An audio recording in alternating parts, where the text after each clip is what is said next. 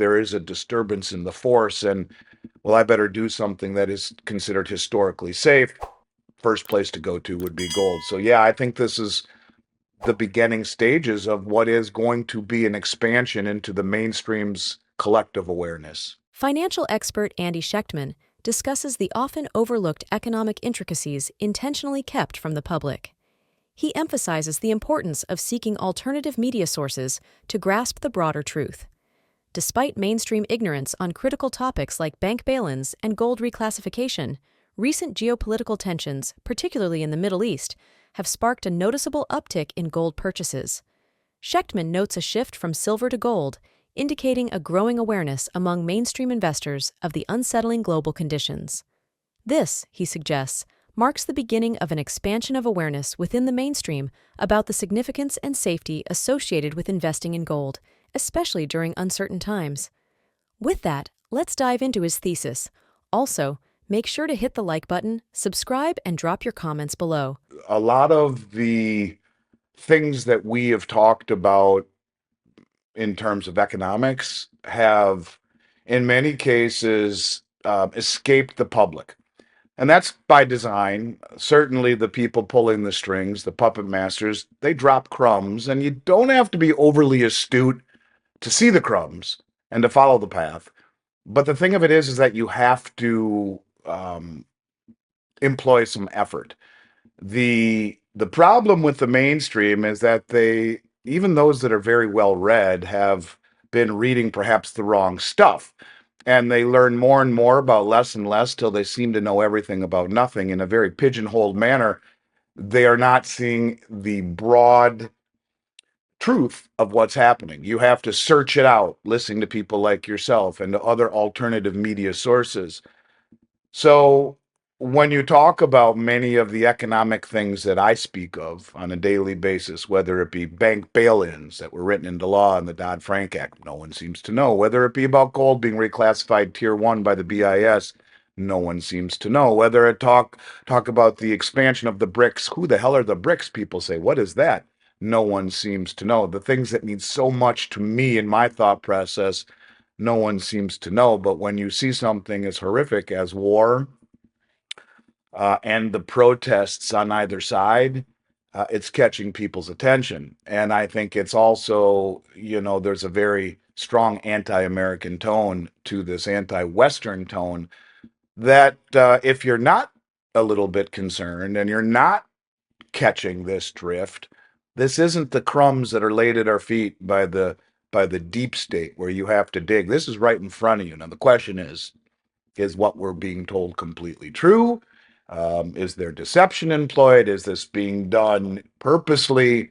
Is there a bigger picture or agenda here? These are the questions that we try to dig out. But yes, there is a sense of uneasiness if you ever watch Star Wars, there's a disturbance in the Force. Well, that's what it feels like. And even though people may not be able to articulate exactly what it is that's freaking them out, I think it's fairly evident to see that people are concerned and they understand that there's something going on and that it has bigger implications. So we have seen an uptick, and it's interesting. The majority of all the sales we've done over the last 3-4 years have been directly attributed to silver. The sales that we've seen since the war has escalated in the Middle East, and it didn't seem to catch people's attention so much in the Ukraine as it should have. I mean, the atrocities of war are horrible, but for whatever reason, the polarizing effect of Israel and Palestinians is such that there are people waking up, and I think that I think that we've seen a much more concerted drive towards gold over the last couple of weeks because what we're seeing are larger purchases. People saying, "Geez, this is something that is very concerning." And a lot of these people that are buying haven't bought before, and so they're not understanding the value found in silver. They're running to gold because they're afraid of the big geopolitical implications. So the answer is yes, we have seen an uptick. Most of it in gold, whereas 98% of the business we've done in 4 years has been in silver. And that to me is a little glimpse into the expansion of the mainstream, who are just catching pieces of the narrative. They don't understand the tremendous value in the story behind silver. They simply see that there is a disturbance in the force, and, well, I better do something that is considered historically safe. First place to go to would be gold. So, yeah, I think this is the beginning stages of what is going to be an expansion into the mainstream's collective awareness. In the next segment, financial expert Andy Schechtman delves into the unusual dynamics of the current yield curve inversion and its deviation from historical recession indicators. Contrary to conventional patterns, the Federal Reserve has been raising short-term interest rates while the back end of the yield curve is rising organically due to market influences.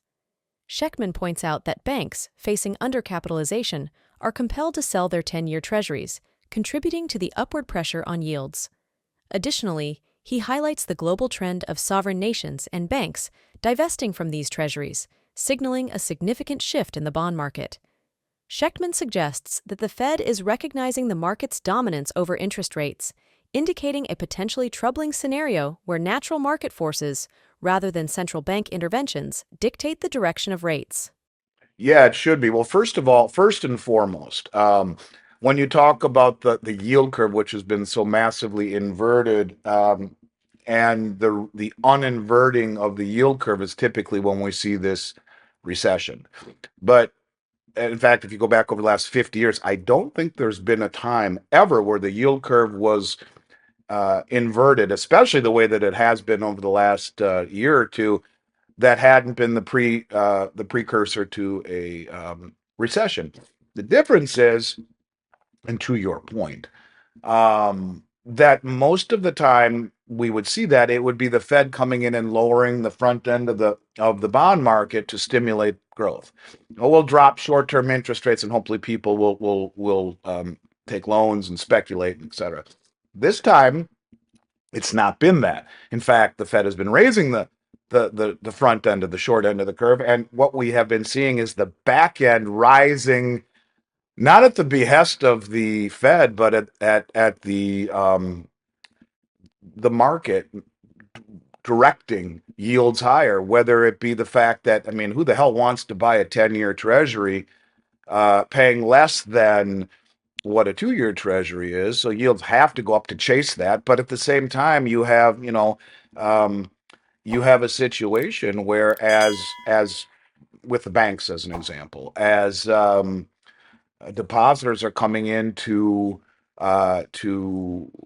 redeem their deposits, as people in bank accounts say, I want out of the bank. These banks are undercapitalized. They have to sell their 10-year treasuries, which in and of itself lifts yields. But the bottom line is you have the banks in trouble. You have the governments, China, Japan, Saudi Arabia, they're all dumping 10-year treasuries. And as they're selling their treasuries, which have been the worst performing asset period over the last several years. In fact, go back to 2020, this will be the worst bond market disaster in history in terms of a bear market.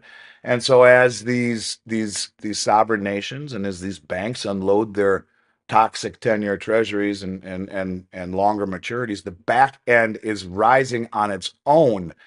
And so you have a situation that's doubly troubling as far as I'm concerned. A bond market that I think the Fed is beginning to realize that the market is much bigger, if you will, than the central bank. The market should control the rates, not the Fed. The market should be controlled by, or the rates should be controlled by the natural forces of the market, not by the Federal Reserve. In today's discussion, Andy Schechtman provides a profound insight into the often concealed economic realities that escape mainstream attention.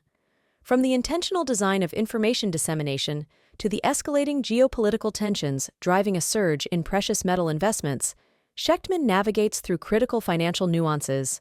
The shift from silver to gold amidst global unrest highlights a growing awareness among mainstream investors.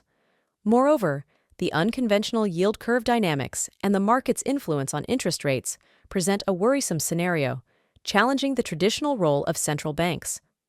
As we witness these significant shifts, it becomes crucial to stay informed about the evolving financial landscape. If you found today's insights valuable, Don't forget to subscribe, like, and share your thoughts in the comments section below.